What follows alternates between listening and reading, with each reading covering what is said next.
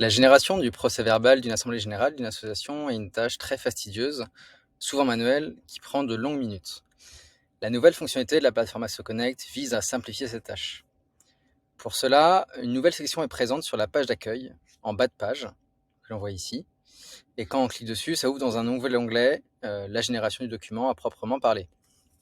Après une rapide introduction du déroulé de la génération du procès-verbal, on arrive sur la première étape qui concerne les informations de l'association. Les champs ici sont déjà pré-remplis grâce aux informations qui sont présentes depuis la plateforme. La seconde étape concerne les informations de l'Assemblée générale, avec notamment la date et les membres présents. Puis on arrive à l'étape numéro 3, qui est la plus longue mais aussi la plus importante et qui concerne les résolutions qui sont à l'ordre du jour de l'Assemblée générale.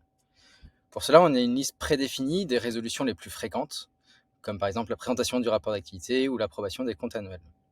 Il est évidemment possible de rajouter des résolutions qui ne seraient pas présentes parmi la liste en cliquant sur ici « Ajouter une résolution ». Pour chacune des résolutions à l'ordre du jour, il faut compléter aussi précisément que possible les discussions, les points marquants qui ont été évoqués lors de l'Assemblée générale. Une fois que cette page est bien complétée, il suffit de générer le procès-verbal en cliquant sur le bouton en bas à droite, ce qui va, pendant une dizaine de secondes à peu près, générer le document, jusqu'à arriver sur l'étape finale, qui est celle de l'édition et du téléchargement.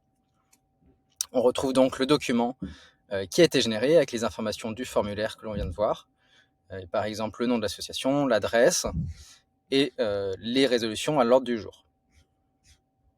À noter que le descriptif dans les résolutions a été reformulé grâce à de l'intelligence artificielle pour adopter un ton formel et adapté à un procès-verbal.